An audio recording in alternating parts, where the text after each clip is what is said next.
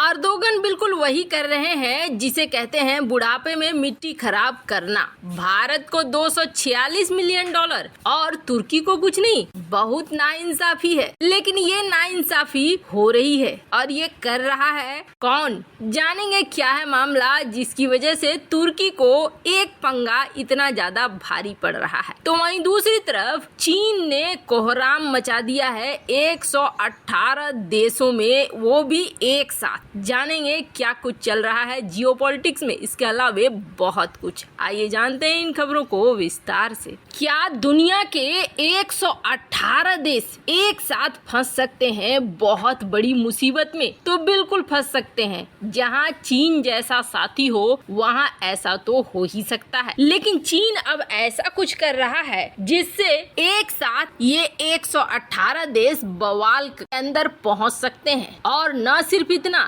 बल्कि आर्थिक तौर से लेके हर तरह की तबाही यहाँ देखने को मिल सकती है। अभी हम लोग देख रहे हैं चीन में लगातार महामारी के मामले बढ़ रहे हैं, हाहाकार मचा हुआ है। हालात ऐसे बने हुए हैं कि चीनी प्रशासन ने कई इलाकों में इंटरनेट को बंद कर दिया है ताकि खबरें निकल कर बाहर न जाए। संघाई, बीजिंग समेत देश के बड़े बड़े शहरों में कंटेनमेंट जोन बनाए गए हैं जहां लोगों को जबरदस्ती पकड़ कर रखा जा रहा है। लेकिन ऐसा क्यों? जब भारत 50 लाख लोगों की जान बचा सकता है अपने देश में, और ये खुलासा खुद द लेसेंट की रिपोर्ट कर रही है, तो चीन ने तो भारत से पहले वैक्सीन की डबल ट्रिपल डोज लगा रखी है। पर आपको बता दें, एशियन लाइट इंटरनेशनल की एक रिपोर्ट के अनुसार चीन खुद कह रहा है कि अभी सिचुएशन खत्म नहीं हुई है, महामारी का एक बड़ा विस्फोट आने वाला है। और सबसे बड़ी बात यह है कि ये बात चीन कह रहा है। अब इसमें आप समझ लीजिए डरने वाली कितनी बड़ी बात है। और ऐसा हो भी सकता है। ऐसा इसलिए हो सकता है क्योंकि चीन जो अपने अंदर ये बड़ा बड़ा लॉकडाउन लगा रहा है, रोबोटिक कुत्तों को सामने तैनात कर दे रहा है, लोगों के घरों के बाहर जेल बना रहा है, फेंस लगा रहा है, बाड़ लगा रहा है ताकि लोग निकल न सके। हालात ऐसे हो गए हैं कि इन ऊंची ऊंची बिल्डिंगों में रहने वाले अमीर लोग भी ये सोच रहे हैं कि किसी तरीके से बचा जाए। ये अमीर लोग खाने की दिक्कत से भी जूझ रहे हैं, पैसा रहते हुए भी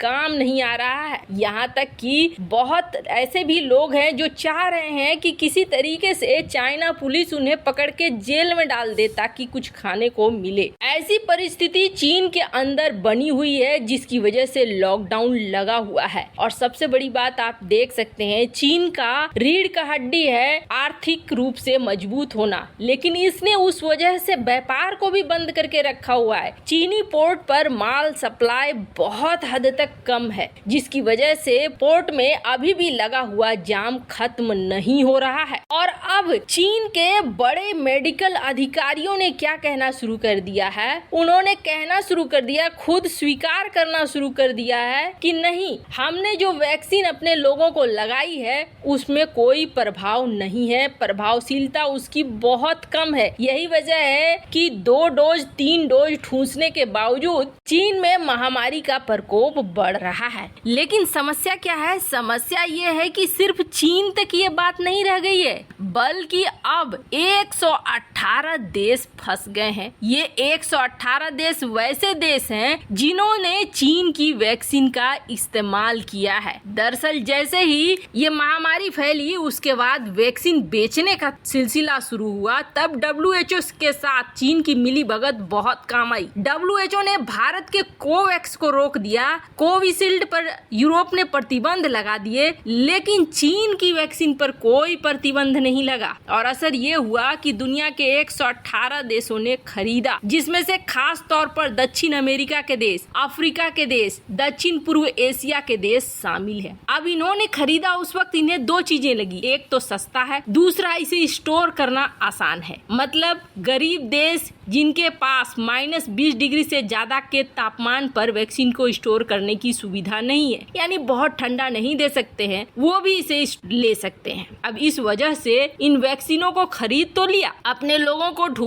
कर लगा भी दिया, लेकिन असर ये है कि अब खुद चीन के अफसर बोल रहे हैं कि हमारे वैक्सीन किसी काम के नहीं है, आप सब तैयार रहो, एक बड़ा विस्फोट होगा महामारी का। इसके अनुसार ये 118 देश चीनी वैक्सीन लगा चुके हैं और चीनी टेंशन में पड़ चुके हैं। खैर, एक बात तो बहुत सही हो रही है और वो सही ये हो रही है कि अब चीन कुछ भी देगा किसी भी दुनिया के देश को, एक बार को संदेह की दृष्टि से जरूर देखेंगे लोग। खैर, ये तो होना ही था। कहते हैं ना, एक बार धोखा खाओ, दूसरा बार यकीन मत करो। लेकिन दुनिया के देशों ने दूसरी बार भी यकीन किया। खैर, जहां एक तरफ ये सब कुछ हो रहा है तो वहीं दूसरी तरफ तुर्की के खलीफा अर्दोगन, उन्होंने तो बिल्कुल ऐसा लग रहा है जैसे अपना मानसिक संतुलन ही खो दिया है। अब मानसिक संतुलन खोए नहीं तो क्या करे बेचारा। ये जो भी दाव चलता है वो दाव फेल हो जाते हैं, वो दाव उलट जाते हैं। भारत के गेहूं को रिजेक्ट किया और ये सोचा कि भारत का गेहूं बदनाम हो जाएगा, लेकिन भारत के सामने तो ग्राहकों की लिस्ट लंबी चौड़ी तैनात है। G7 में भी अभी देश भारत से गेहूं ही मांग रहे हैं। इजिप्ट का सहारा लिया और इजिप्ट खुद ही फंस गया कि अब भारत क्रेडिट पर गेहूं नहीं देगा, पैसे दो तो गेहूं मिलेंगे, क्योंकि तुमने हमारे गेहूं को रिजेक्ट किया। आखिरकार भारत का भेजा हुआ गेहूं इजराइल पहुंच गया और इजराइल ने इसे रख लिया। लेकिन ये पंगा इतनी आसानी से सॉल्व हो जाएगा ये तो तुर्की शायद हल्के में ले गया भारत को, और अब असर होता हुआ दिख रहा है। तुर्की के ऊपर कुछ ऐसा हो गया है जिसके बाद तुर्की कह रहा है ये भारत ने किया, ये भारत ने ही किया है और किसी ने नहीं किया है। होने क्या वाला है, दरअसल तुर्की में इस वक्त तबाही का दौर चल रहा है। इस वक्त अगर आप नक्शा उठाकर देखेंगे ना तो ज्यादातर वो देश जो भारत के खिलाफ षड्यंत्र रचते थे वो देश आर्थिक तबाही तक पहुंच गए हैं और वो देश अपने आप को दिवालिया करने तक पहुंच गए हैं। पाकिस्तान को उठा लीजिए, उसका भी वही हाल है। तुर्की को उठा लीजिए, उसका भी वही हाल है। मलेशिया को उठा लीजिए, उसका भी वही हाल है। ये जो 2-3 देश हैं जिन्होंने भारत के लिए खास तौर पर जाल बुने,